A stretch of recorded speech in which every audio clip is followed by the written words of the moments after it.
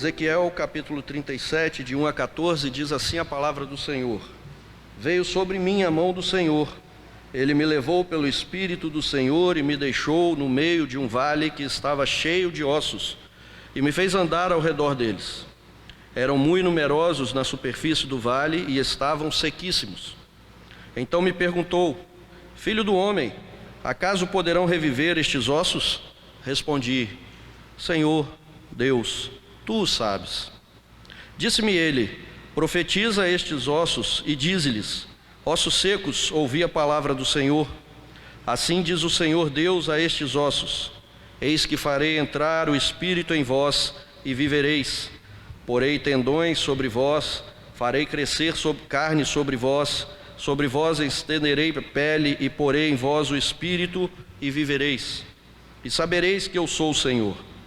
Então profetizei segundo me fora ordenado. Enquanto eu profetizava, houve um ruído, um barulho de ossos que batiam contra ossos e se ajuntavam, cada osso ao seu osso. Olhei, e eis que havia tendões sobre eles, e cresceram as carnes, e se estendeu a pele sobre eles, mas não havia neles o Espírito. Então ele me disse: Profetiza ao Espírito, profetiza ao Filho do homem, e dize-lhe: Assim diz o Senhor Deus: Vem dos quatro ventos, ó Espírito, e assopra sobre estes mortos, para que vivam. Profetizei como ele me ordenara, e o Espírito entrou neles, e viveram, e se puseram em pé, um exército sobremodo numeroso.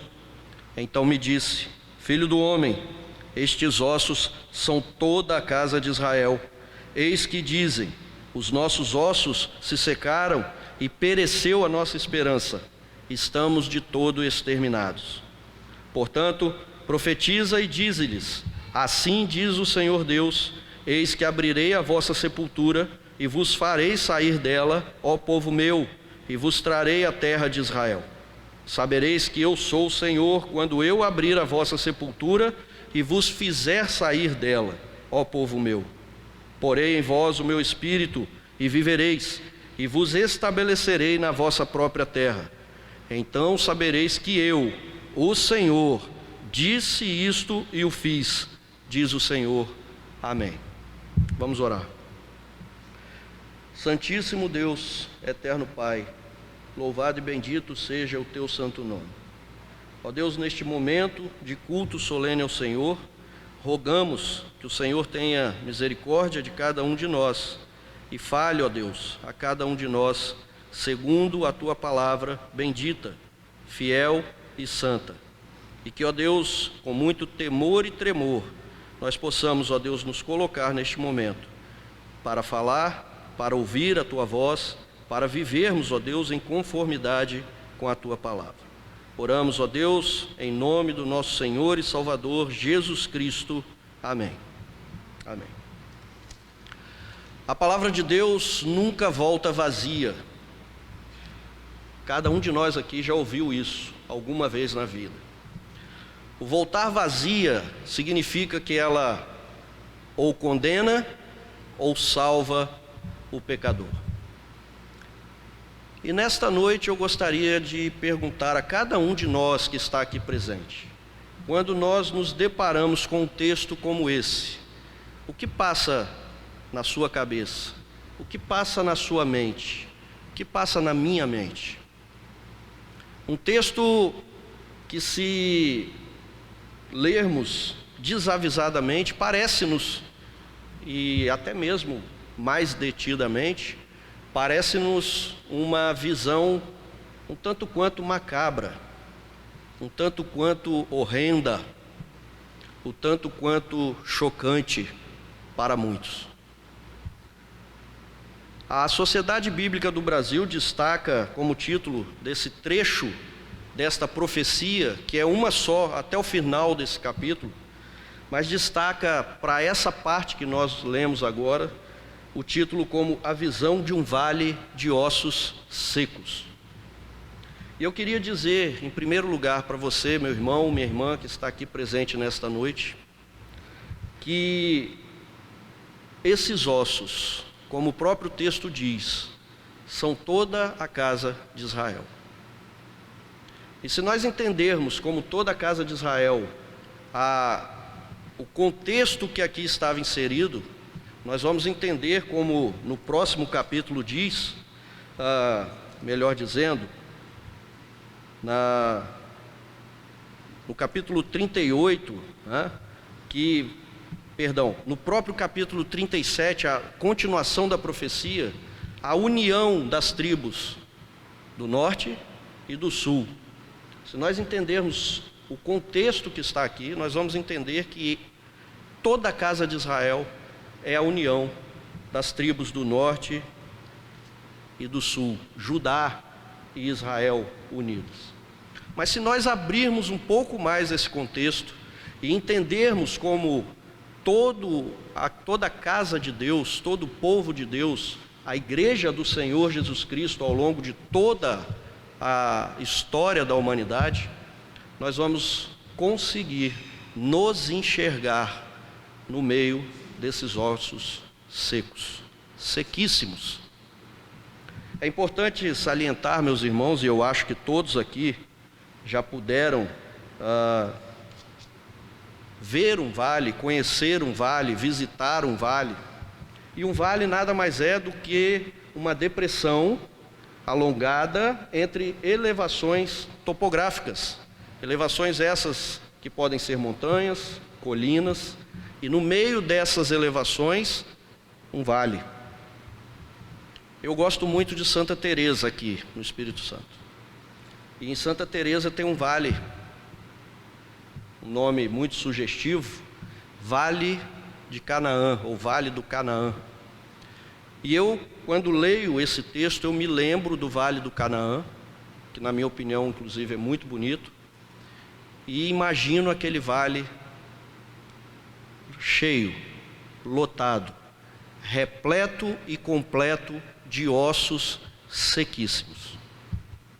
Essa é a visão, essa é a situação que o profeta Ezequiel, que significa Deus fortalece, coloca para que ele profetize, para que ele diga ao povo a maravilha do Evangelho de Jesus Cristo. É importante também salientarmos a situação que vivia o povo nesse momento. Se os irmãos voltarem um pouquinho às suas Bíblias,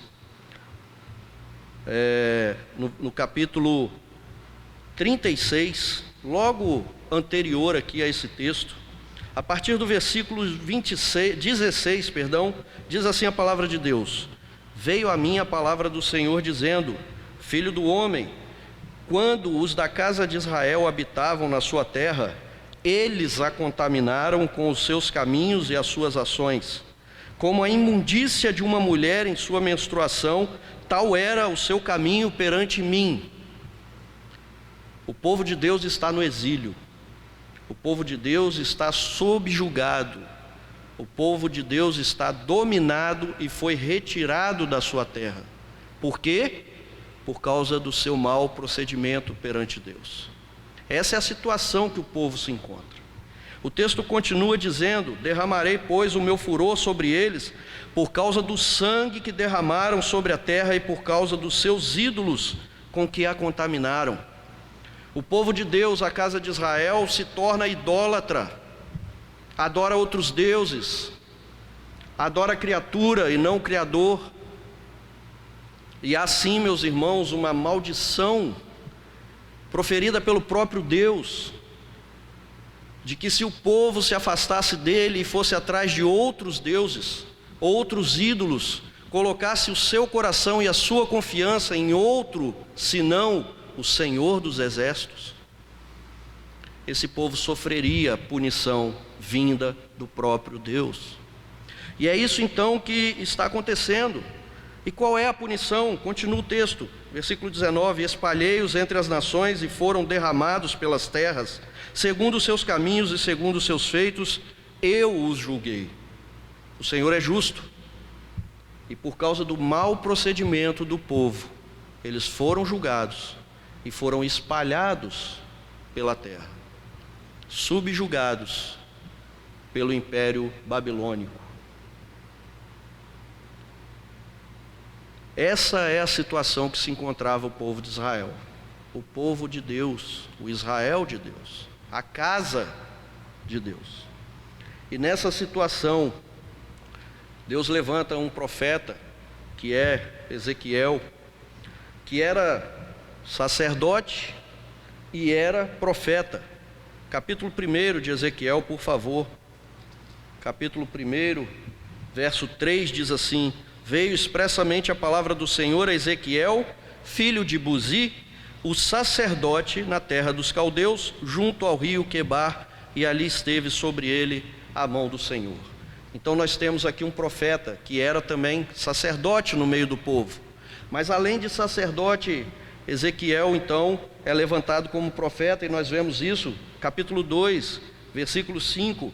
Eles, quer ouçam, quer deixem de ouvir, porque são casa rebelde, hão de saber que esteve no meio deles um profeta.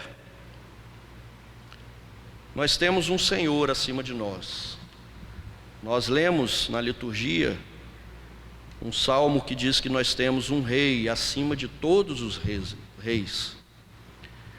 E esse nosso Senhor também é sacerdote, também é profeta. Contemporâneo de Ezequiel, também no exílio, um pouco antes exilado, foi Daniel. Daniel, de uma linhagem real, que foi levado na primeira leva pelo rei Nabucodonosor, demonstrando aqui também mais uma característica, função, atributo do nosso Senhor Jesus Cristo. O nosso Senhor, Ele é rei, Ele é profeta, Ele é sacerdote. Olhando para esse texto então, meus irmãos, nessa situação que o povo se encontrava, e que muitas e muitas vezes nós vamos nos ver nessas situações, e quando eu digo nós, eu não estou me limitando aqui à Igreja Presbiteriana do Brasil em Praia do Canto, não, de maneira nenhuma, mas percebam o procedimento daqueles que se dizem evangélicos nos nossos dias, se não é o mesmo procedimento do povo de Deus naquela época, tomando para si outros deuses, cultuando a esses deuses como mais lhe agradam, estão se colocando de forma rebelde diante do Senhor dos Senhores. Essa profecia, meus irmãos, portanto, cabe perfeitamente para nós nos dias atuais. Lembrem-se, um vale cheio de ossos sequíssimos. Entrando então no texto, nós vemos o primeiro versículo dizendo: veio sobre mim a mão do Senhor, e ele me levou pelo Espírito do Senhor, e me deixou no meio de um vale que estava cheio de ossos, e me fez andar ao redor deles. Eram muito numerosos na superfície do vale, e estavam sequíssimos. Essa expressão, ele me levou pelo Espírito do Senhor, demonstra claramente aqui uma visão profética. Claramente nós estamos nos deparando com uma profecia, com algo que vai ser professado, proclamado pelo próprio Deus. É o próprio Deus que nos traz esta visão, e é o próprio Deus que nos orienta, nos instrui, nos esclarece sobre o que Ele está tratando.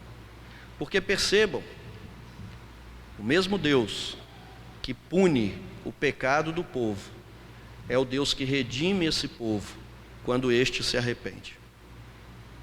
O mesmo Deus que pune o pecado do povo é o mesmo Deus que redime quando este povo se arrepende. E aqui então nós temos uma profecia de restauração do seu povo. Deus prometendo que restaurará o seu povo. Esta visão, meus irmãos, por mais que seja macabra, por mais que seja chocante aos nossos olhos, demonstra a grandeza, a maravilha, a soberania completa do nosso Deus. Os ossos estavam sequíssimos, dando a ideia para nós de que aqueles ossos que estavam ali por muito e muito tempo, aqueles ossos estavam ali de pessoas que foram mortas há muito tempo. Eles estavam sequíssimos. E então Deus faz uma pergunta para o profeta. Versículo 3: Então me perguntou: Filho do homem, acaso poderão reviver esses ossos? Acaso, olhando com os nossos olhos, um esqueleto apenas, um somente, nós olhando, será que é capaz de reviver? Será que esses ossos poderão reviver? Essa é a pergunta de Deus para o profeta. E o profeta responde muito sabiamente: Senhor Deus, Tu o sabes. E muitas vezes, nos nossos tempos e também naqueles tempos, os homens se enchem de orgulho, de soberba, e acham que pelo poder deles vão conseguir fazer com que outros mudem o seu comportamento, fazer com que outros alcancem a salvação. E nós vamos perceber logo mais à frente que a parte de Deus, a parte de nosso Senhor Jesus Cristo, isso é impossível. Senhor, Tu sabes, somente o Senhor sabe se é possível ou não os ossos sequíssimos tornarem a vida. Imediatamente nós podemos nos lembrar do texto, por exemplo, da ressurreição de Jairo. Jesus vai até aquele local onde ele já havia morrido 4 dias, e ele chama: vem para fora. E aquele homem que havia morrido ressuscita e vem para fora. E nós também podemos nos lembrar aqui da história da criação, história verídica da criação. Se os irmãos forem comigo ao capítulo 2 de Gênesis e observarem o que o texto sagrado diz no versículo 7: Então formou o Senhor Deus ao homem do pó da terra. E até aqui, meus irmãos, nós podemos pensar que quando o homem foi formado do pó da terra, se parar aqui, a gente sabe que o texto não para aqui, mas se parasse aqui o texto, seria igual a esses ossos sequíssimos, sem vida. Mas a pergunta está aí: poderão reviver esses ossos? A resposta: Senhor Deus, Tu o sabes. Então disse o Senhor, disse-me Ele: profetiza a estes ossos e dize-lhes: ossos secos, ouvi a palavra do Senhor. Aqui nós começamos a ter uma ideia de como é possível ossos sequíssimos tornarem a viver. E o início da ideia é claro e evidente que passa pela palavra de Deus. Não poderia ser de outra forma. Deus não levantaria profetas, Deus não daria a sua palavra se não fosse esse o caminho para trazer à vida os mortos. Então ele diz, profetiza a esses ossos e diz-lhes: profetizar o quê? Falar o quê? Dizer o quê? Quando nós pensamos em evangelização, o que é que nós temos para falar aos que estão lá fora, mortos, senão a palavra de Deus? Efésios, por favor, capítulo 2, carta de Paulo aos Efésios, capítulo 2, os versículos de 1 a 3, diz assim: Ele vos deu vida, estando vós mortos nos vossos delitos e pecados, nos quais andastes outrora segundo o curso deste mundo, segundo o príncipe da potestade do ar, do espírito que agora atua nos filhos da desobediência, entre os quais também todos nós andamos outrora, ossos sequíssimos, segundo as inclinações da nossa carne, fazendo a vontade da carne e dos pensamentos, e éramos por natureza filhos da ira, como também os demais. Eu e você, meus irmãos, já fomos um dia ossos sequíssimos. Mas Cristo Jesus, pelo poder da sua palavra, pela obra completa realizada em nosso favor e no nosso lugar, nos deu vida, estando nós mortos nos nossos delitos e pecados. Ossos secos, ouvi a palavra do Senhor. E que palavra? Assim diz o Senhor, Deus, a estes ossos: eis que farei entrar o Espírito em vós e vivereis. Retornando para Gênesis capítulo 2, lembrem-se que o texto não para ali. Gênesis capítulo 2, versículo 7, continua: Então formou o Senhor Deus ao homem do pó da terra e lhe soprou nas narinas o fôlego de vida, e o homem passou a ser alma vivente. Eis que farei entrar o Espírito em vós e vivereis. Só há uma forma do homem encontrar vida, e vida em abundância: por meio de Cristo, por meio da obra de Cristo, por meio da ação soberana de Deus através de seu Espírito. É Deus quem faz entrar o Espírito e nos traz a vida.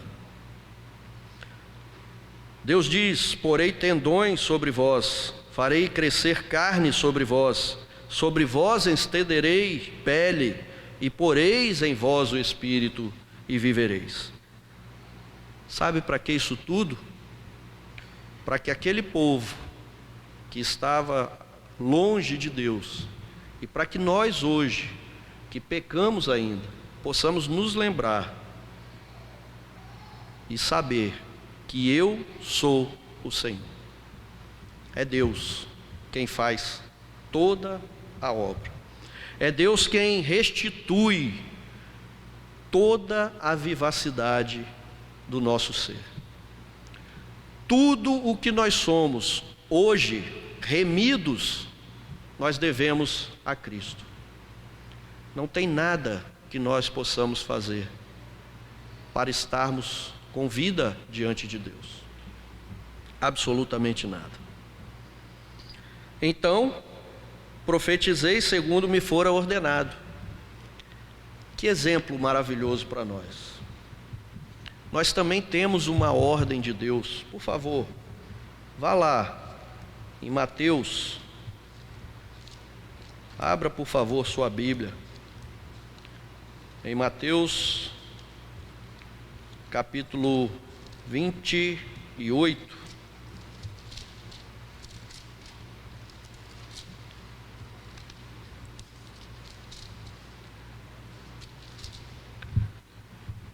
Os últimos versículos de Mateus capítulo 28, os versículos 18 a 20, diz assim: Jesus, aproximando-se, falou-lhes dizendo: toda a autoridade me foi dada no céu e na terra. Olha a ordem para nós aí. Ide, portanto, fazei discípulos de todas as nações, batizando-os em nome do Pai, do Filho e do Espírito Santo, ensinando-os a guardar todas as coisas que vos tenho ordenado. E eis que estou convosco todos os dias até a consumação dos séculos. Parece-me que Ezequiel entendia perfeitamente que aquilo que Deus falara era uma ordem para ele.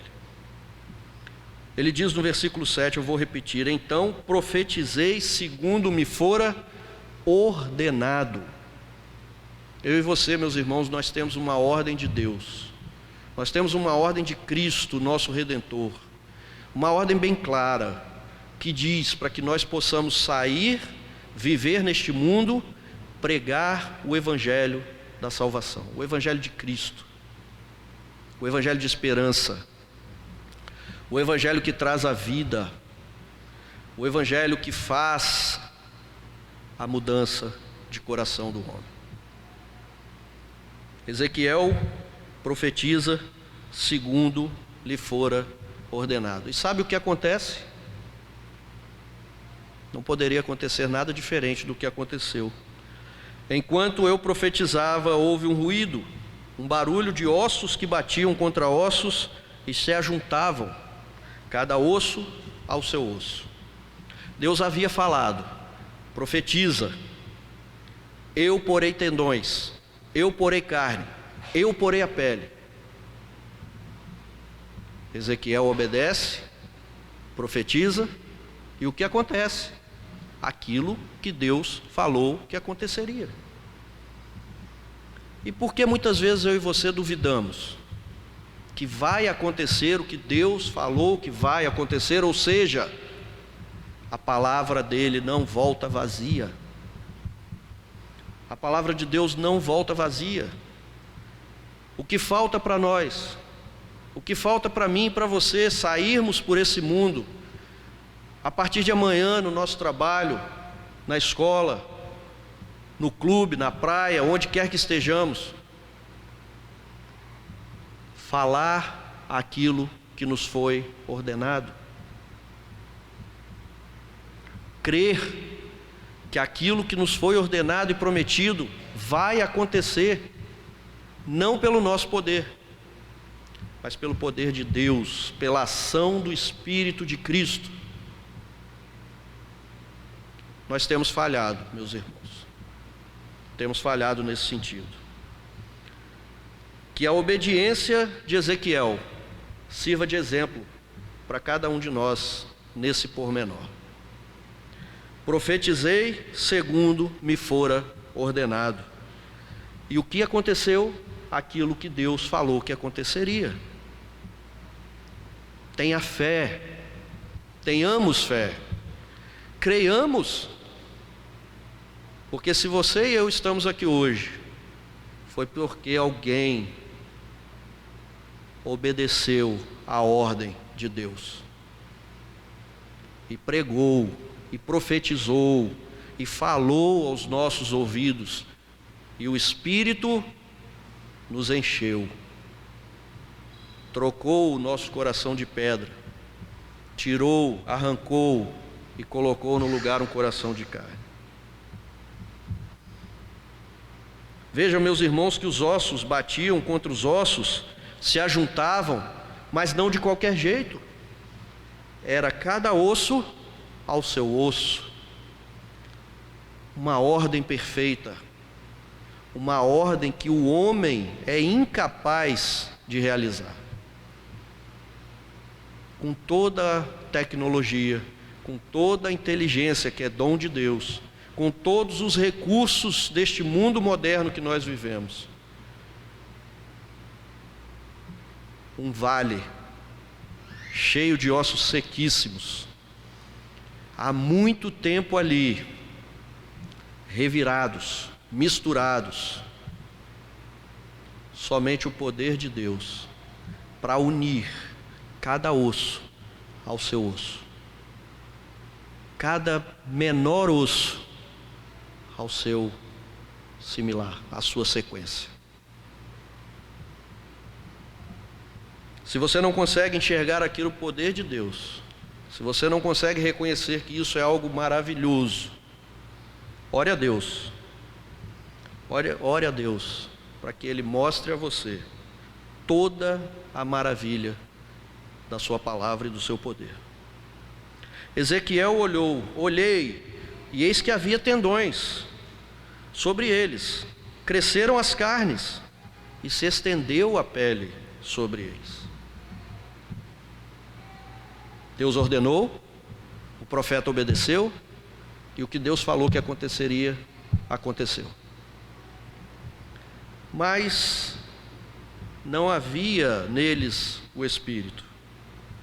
Ora, Deus falou que colocaria tendões, colocaria carne, colocaria pele, e que poria em vós o Espírito para a vida.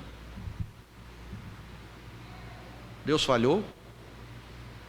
É possível que haja um esquecimento de Deus? De maneira nenhuma. O texto continua: então ele me disse, profetiza ao Espírito, profetiza, ó filho do homem, e dize-lhe, assim diz o Senhor Deus, vem dos quatro ventos, ó Espírito, e assopra sobre estes mortos, para que vivam. A mesma imagem de Gênesis. Deus forma o homem do pó da terra. Esse homem ainda está sem vida, mas quando Deus sopra o fôlego de vida, quando Deus transmite o seu espírito a esse homem passa a ser alma vivente. Só quando Deus dá a vida é que o homem passa a viver. Até aqui, aqueles ossos haviam se transformado em seres, pessoas, homens, mulheres, mas ainda estavam mortos. Assim é todo aquele que não tem Cristo e não confessou ainda Cristo como seu único e suficiente Salvador. Por mais que estejam andando para lá e para cá, por mais que estejam trabalhando, laborando, fazendo N atividades, estão mortos. Tem tendões, tem carne, tem pele, estão mortos. Sem o Espírito de Cristo, estão mortos. É difícil chegar nesse ponto e não lembrar de João. Por favor, Evangelho segundo o registro de João. Vamos lá, capítulo 3.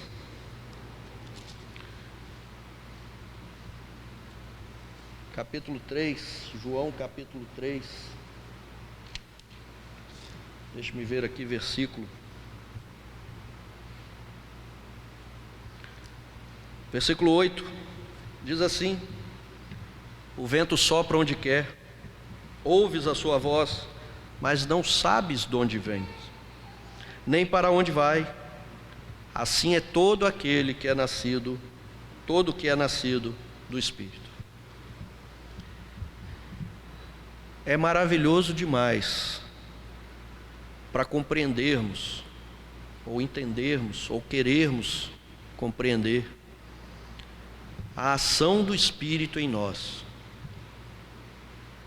Se eu for perguntar a cada um aqui, cada um vai ter um momento na sua vida de conversão, de profissão de fé, de ter tido o Espírito Santo se relacionando com o seu próprio Espírito. Mas as formas são diferentes, os momentos são diferentes. E o texto, assim como lá quando Nicodemos procura Jesus e quer saber o que fazer para herdar o reino dos céus. Assim como lá, aqui nós temos dizendo: vem dos quatro ventos, ó Espírito, e assopra sobre estes mortos para que vivam. O Espírito de Deus é livre, assim como Deus é livre. O Espírito de Cristo é livre, assim como Cristo é livre. A Trindade Santa, ela é livre e ela opera como ela quer, como Ele quer. Deus opera como Ele quer. O Espírito de Deus, então, após ser convocado, não pelo profeta, mas por Deus, traz vida àqueles ossos mortos que já se transformaram em corpos carnais. Novamente, o exemplo do profeta para nós, e serve para que nós sintamos um pouco de vergonha, porque pela segunda vez profetizei como ele me ordenara. Ezequiel não titubeia, Ezequiel não duvida, Ezequiel não põe Deus à prova. Ezequiel recebe uma ordem e vai cumprir a ordem. Profetizei como ele me ordenara, e o Espírito entrou neles. Não poderia acontecer diferente. O modus operandi se repete. Se puseram em pé um exército sobremodo numeroso. Agora, aquele vale, repleto de ossos sequíssimos, tem ali um exército sobremodo numeroso. Até então, continuavam mortos, mas agora, e a partir de agora, esse é um exército sobremodo numeroso. Deus continua a falar.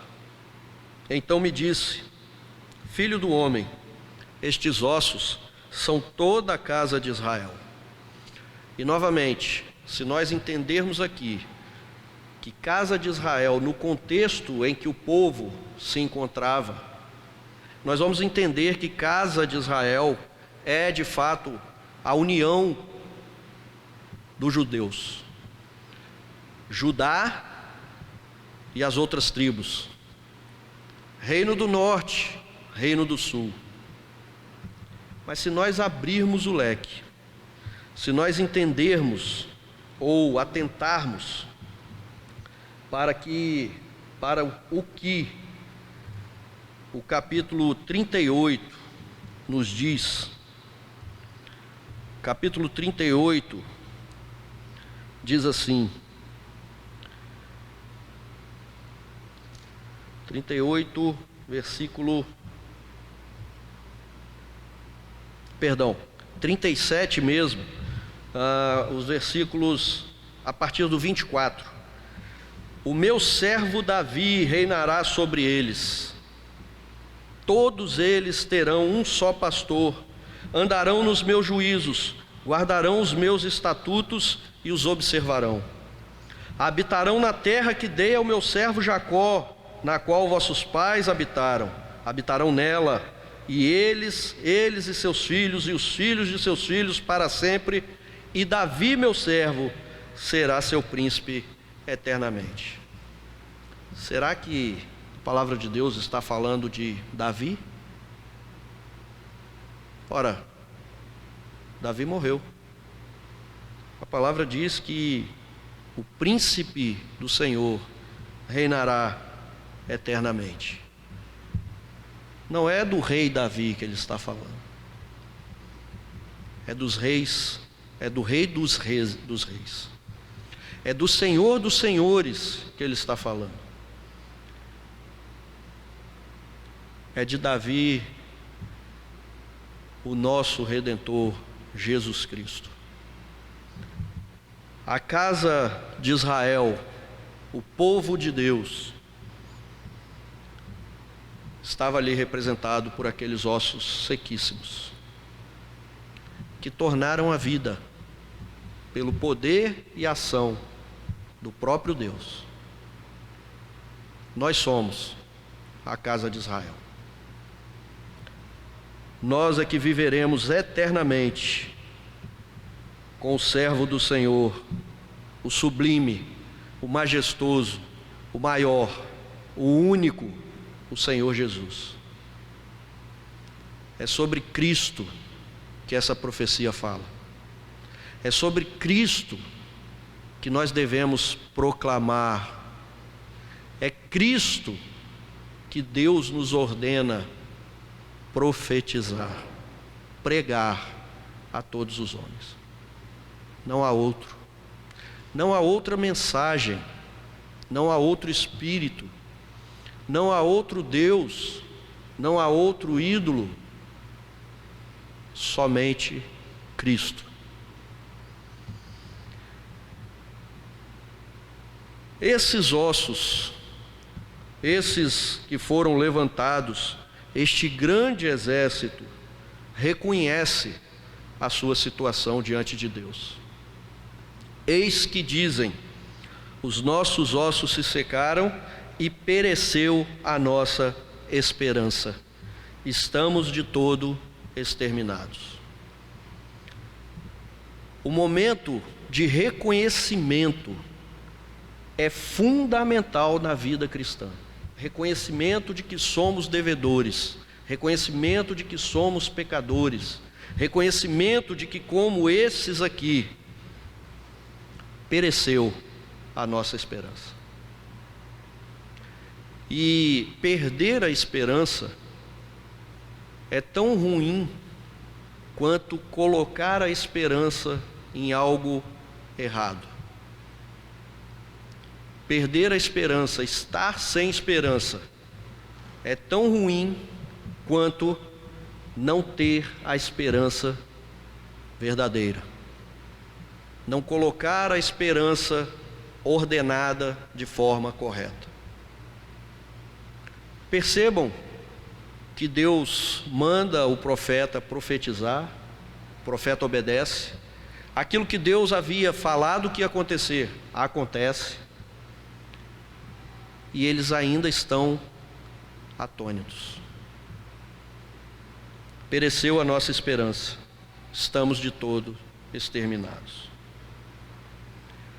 Deus manda o profeta ainda mais uma vez profetizar. Portanto, profetiza e dize-lhes: assim diz o Senhor Deus: eis que abrirei a vossa sepultura e vos farei sair dela, ó povo meu, e vos trarei a terra de Israel. Aquele povo tinha uma promessa.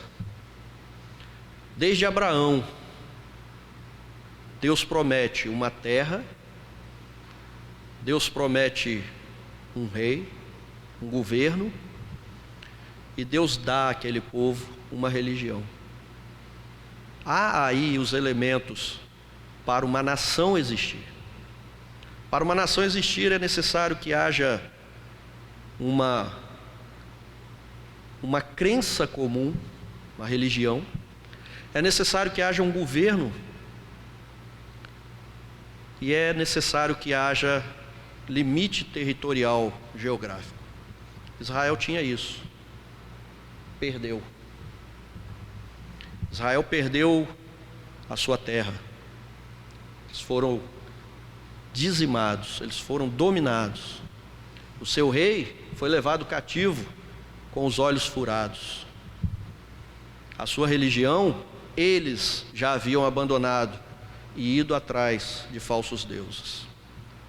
O que Deus então está fazendo aqui? Deus está restituindo ao seu povo aquilo que ele havia prometido. Mas perceba que não é por causa do povo que Deus está fazendo isso. Deus está fazendo isso porque Ele é fiel a si mesmo.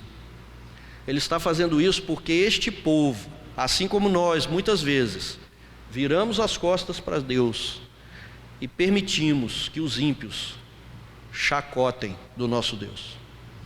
Era isso que estava acontecendo no cativeiro. Era isso que acontecia. O povo de Deus, agindo de uma forma rebelde, contrária ao Senhor, contrária aos mandamentos de Deus, permitia que os outros povos chacoteassem com o nome santo do nosso Deus. Deus não tolera isso. Deus é santíssimo. Deus zela pelo seu nome. E Ele vai reconstituir, Ele vai restaurar o seu povo pela fidelidade dEle a Ele mesmo. Pela fidelidade dEle a Ele mesmo. Sabereis que eu sou o Senhor, quando eu abrir a vossa sepultura e vos fizer sair dela, ó povo meu. Pedro vai dizer que nós somos propriedade, povo santo, propriedade exclusiva de Deus. Ele zela por nós, mas Ele zela pelo seu nome santo. Então, meu irmão e minha irmã, todas as vezes que você pecar, se arrependa, porque é o nome santo do seu Deus, do nosso Deus, que está sendo colocado no meio dos ímpios, para ser chacoteado. Lembre-se disso. O nome do nosso Deus, o zelo que Ele tem por nós, nós devemos ter por Ele, pelo seu nome santo, pela santidade do nosso Deus. É Ele quem vai abrir as nossas sepulturas. É Ele que, naquele grande dia da vinda do Cordeiro, da vitória do nosso Senhor Jesus Cristo, que já venceu, mas retornará, é Ele quem vai nos tirar da sepultura, é Ele quem vai nos tirar da morte, é Ele quem vai nos levantar em vida, nos restaurando, para vivermos eternamente com Ele. Porém em vós o meu Espírito, e vivereis, e vos estabelecerei na vossa própria terra.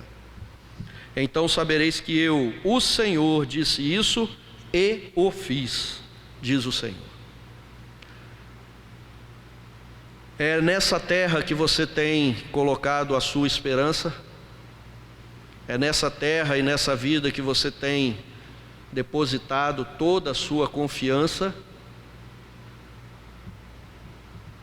Se você já recebeu o Espírito de Cristo, certamente não é aqui, não é agora que você está depositando toda a sua esperança. Essa terra que o Senhor nos estabelecerá, não é aqui. Ou não é esta terra caída, mas é uma nova terra, restaurada, plena, eterna, onde o pecado não mais terá vez, não mais habitará, e nós não mais poderemos pecar. É para lá que você está caminhando? É para lá que o Senhor está te conduzindo? É uma nova vida que você está tendo diante do Senhor? Ossos secos, vocês já foram trazidos à vida pelo poder e ação do Deus Santíssimo? O Espírito já habita em vós? Que nós possamos estar caminhando para esta terra que o próprio Deus preparou para nós. Ele estabelecerá na vossa, nos estabelecerá na vossa própria terra. E aí, meus irmãos, minhas irmãs, nós saberemos que Ele é o Senhor. Sabe por quê? Porque Ele disse e fez. Porque Ele disse e faz. Porque Ele disse e fará. Creia nisso. Tenha fé nessas promessas. Que Deus tenha misericórdia de nós e aplique em nós a sua palavra bendita.